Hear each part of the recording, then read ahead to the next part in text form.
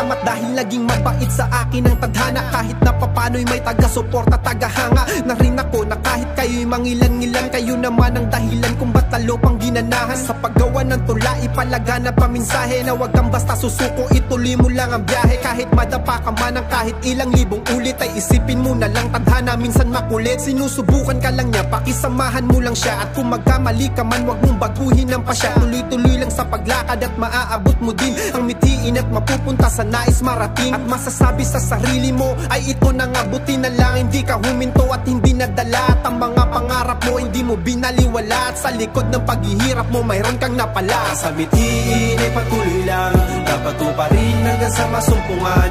Basta't magtiwala ka, basta't magtiwala ka.